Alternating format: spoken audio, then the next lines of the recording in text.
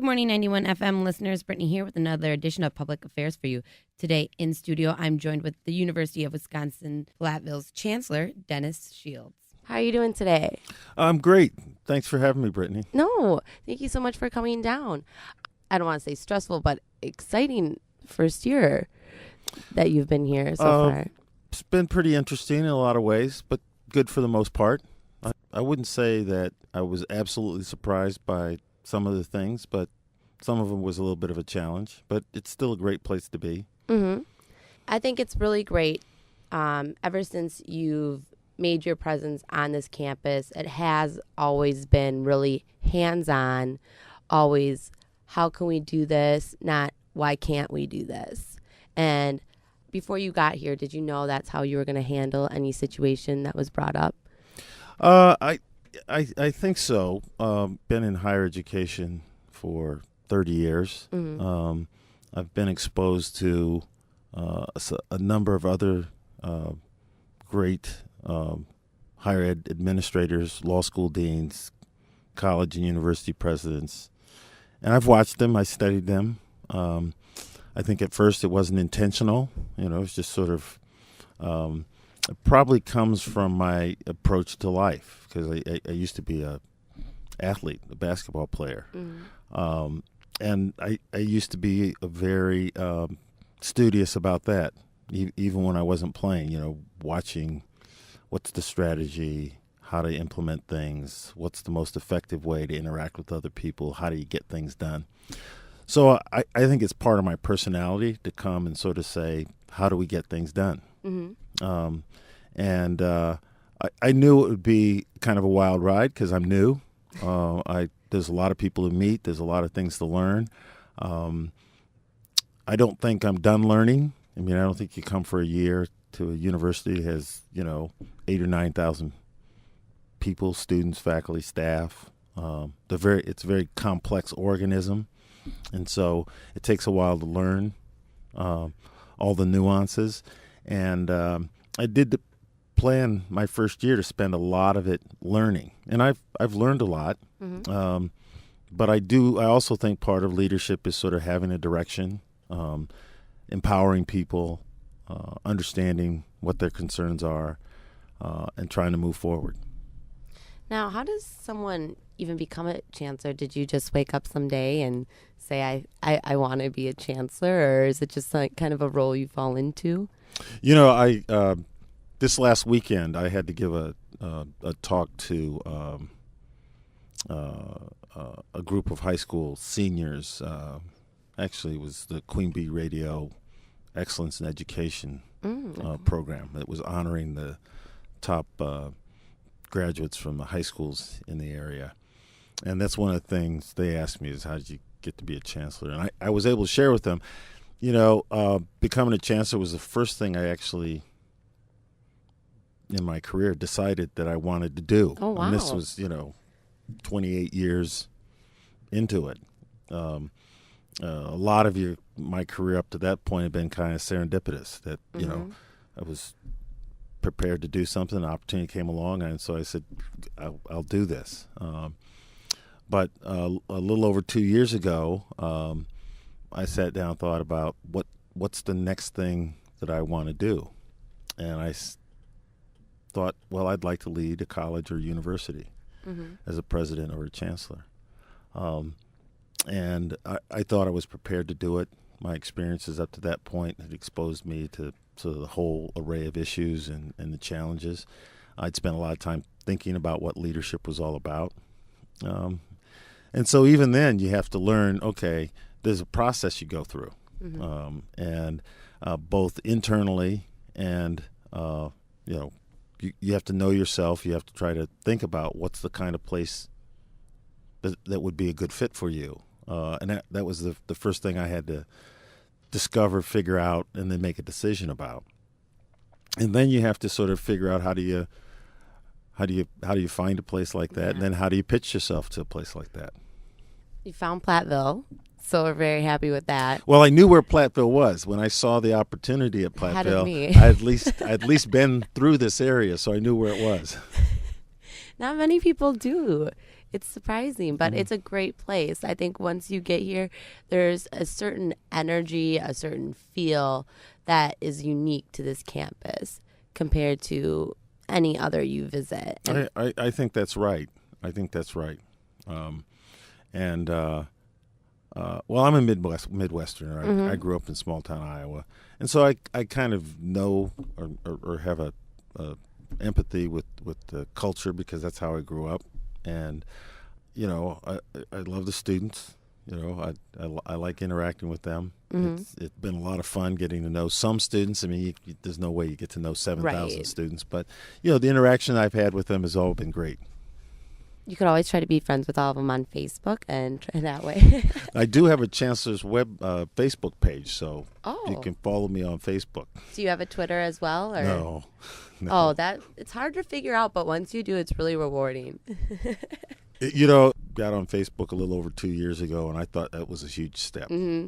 Still struggle with the notion that anyone cares that much that they need to hear from me every day. You never know. Now, looking at Platteville and seeing what we have on this campus as far as the feeling like this, we have great students, we have great professors, we have good education, like good programs and stuff like that. Do you look at this campus and feel like there's anything that you would like to still see brought here? Well, I think there are a number of challenges, and I think they're true across higher education. You come in as a chancellor. I don't think you can come into these positions now without understanding it's all about resources. Right. It's about financial aid support for students. It's about faculty support for research and salaries, and it's resources to build buildings and keep the infrastructure up. And in today's environment in public higher education, where the states aren't able to support the schools to the level they have in the past, if you want to keep moving forward, you got to find other revenue streams. So that's a part of it. I actually think it's a fabulous place. I think sometimes we're a little too humble. I mean, it's a Midwestern thing to sort of not be shouting from the rooftops all the time. And I'd like that, if anything, to sort of help people feel comfortable thinking, hey, this is a great place. Right. And the other thing, if I were talking to a student audience, a point of emphasis coming for the coming year for me is that I think in the academic programs, the way students are engaged with faculty and their academic work and the way the faculty interact with students, I think that's fabulous. Probably what's missing is the same sort of connection outside of the classroom. When I look, as a chancellor, I go to a lot of stuff over at the Performing Arts Center. It seats 600 people. Oh, yeah. Okay. There's 7,000 students here. There's not very many students at very many of those performances. And that ought to be a part of what college life is all about. Going to concerts, music you don't usually listen to, classical music. I'm not a big fan of classical music, but I go. All right? You ought to be exposed to that. Plays and that sort of thing. And in a more obvious way, the basketball games, okay? I went to a number of them this year. I'm sort of a sports junkie. I don't expect everybody to be. But I go, and if you look at the one side of the gym where there's the reserve seats and the faculty and the local people buy the seats, it's usually half to two-thirds full for every game. Right. On the student side, if the pep band wasn't there, some games there wouldn't be a single student there, it looked like. Now, I think on a campus with 7,000 students, there ought to be 200, 300, 400 students that can become basketball fans and support both the men's and the women's basketball team.